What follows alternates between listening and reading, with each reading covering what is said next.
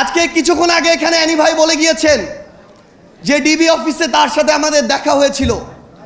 সত্যি সেদিন যখন ওই ডিবি অফিসের গারদের ছোট্ট একটা কামরায় শহীদউদ্দিন চৌধুরী অ্যানি, রুহুল কবির রিজভী, আন্দালিব রহমান পার্থ সহ বাংলাদেশের রাজনীতির গুরুত্বপূর্ণ নেতৃবৃন্দ বলতে আমরা যাদেরকে চিনি তাদেরকে একসাথে ছোট্ট একটি গারদের রুমে দেখেছি। সেদিন আমরা অনেক বেশি সেখান থেকে সাহস নিয়ে ফিরেছি। কিন্তু এখন যখন এই অভ্যুত্থান পরবর্তী বাংলাদেশে আমরা দেখি যে হাবিবুর রহমান, ফজলুর রহমানরা ফ্যাসিবাদের টোনে কথা বলে, তখন আমরা আবারও আশাহত হই।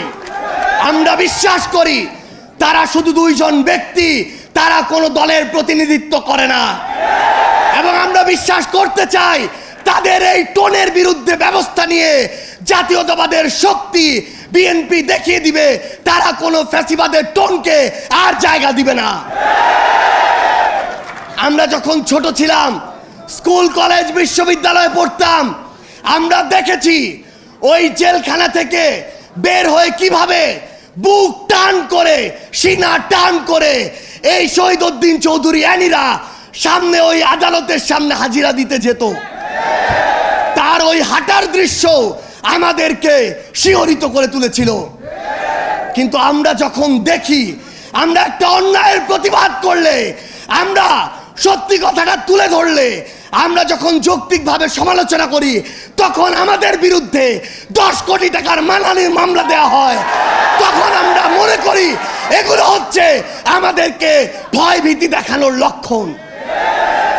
আমরা এটাও বিশ্বাস করতে চাই এই যে কিছু মানুষ যারা এই কাজগুলো করে, আমরা বিশ্বাস করতে চাই তারা বিএনপির প্রতিনিধিত্ব করে না। আমরা বিশ্বাস করতে চাই তারা অতি উৎসাহী হয়ে ফুটেজ খাওয়ার আশায় এই কাজগুলো করছে।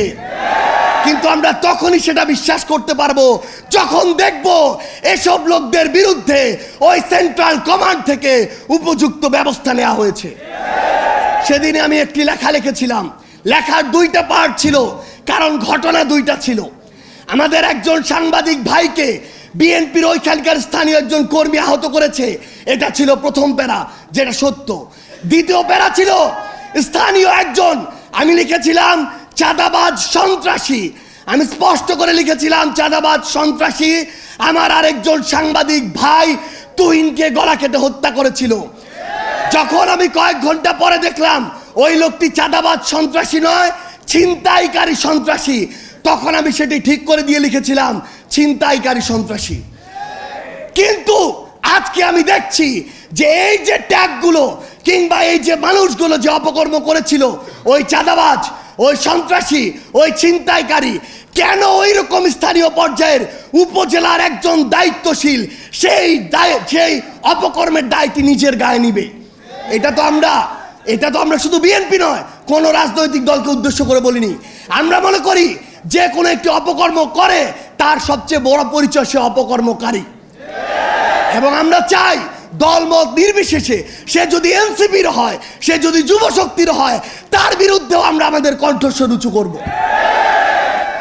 আমরা আমাদের মিডিয়ার যারা ভাইরা আছে, আমরা দেখেছি কয়েকদিন আগে কিভাবে মিডিয়া আবার ওই 5ই আগস্টের পূর্বের যে রূপ, সেই রূপ যে কোনো সময়ে উদ্দেশ্য প্রণোদিতভাবে দেখাতে পারে।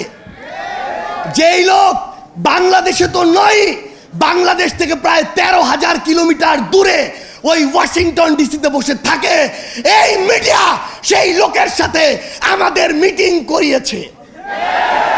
এই মিডিয়া আমাদের সাথে সেই লোকের একসাথে নাস্তা করিয়েছে। এই মিডিয়া আমাদের সাথে সেই লোকের একসাথে বৈঠক করিয়েছে। আমরা দেখি 3 বার ব্রেকিং ব্রেকিং ব্রেকিং দিয়ে ওই চ্যানেল 1, এই চ্যানেল 1 থেকে প্রথম এই প্রোপাগান্ডা পুরা বাংলাদেশকে, পুরা পৃথিবীকে গেলানো হয়েছে। আমরা এখন ওই চ্যানেলের নাম দেখে শান্ত থাকবো না। আমরা দেখবো ওই চ্যানেলের মালিককে। আমরা দেখেছি ওই চ্যানেল 1-এর মালিক হচ্ছে গিয়াসউদ্দিন আল মামুন। আমরা দেখবো ওই গিয়াসউদ্দিন আল মামুনরা কার ছত্রছায়ায় এত বড় প্রোপাগান্ডা করার সাহস পায়। আমাদেরকে মিডিয়া কর্মীরা এটা পর্যন্ত বলেছে, ভাই আমরা কনফার্ম উনি দেশে নেই, কিন্তু উপরের চাপ আছে, আমাদেরকে ব্রেকিং দিতে হয়েছে। আমরা সেই সকল head of multimedia, head of news, ওই প্রডিউসার, ওই মালিকদের বলতে চাই, এই বাংলাদেশে এসব অপকর্ম করে আপনারা আর পার পাবেন না। আর আমরা ছাড় দিব না, ওই গোড়ায় গিয়ে আমরা হাত দিব। আমরা আরেকটি কথা স্পষ্ট করে বলি, আজকে নাকি সিআইডি কে তদন্তের দায়িত্ব দেওয়া হয়েছে। সিআইডি কে তদন্ত করতে বলবো, যেই লোক বাদী হয়ে এই কাজ করেছে তার আমলনামাটাও একটু যাচাই করবেন। কেঁচো খুঁড়তে যদি সাপ না বের হয় তখন আমাদেরকে দায় দিবেন, এবং সেই সাপ পুরো বাংলাদেশের সামনে আমরা উন্মুক্ত করে ছাড়বো। আপনাদের সাথে আমাদের আবারও দেখা হবে লড়াইয়ের রাজপথে অথবা বিজয়ে। ইনকিলাব।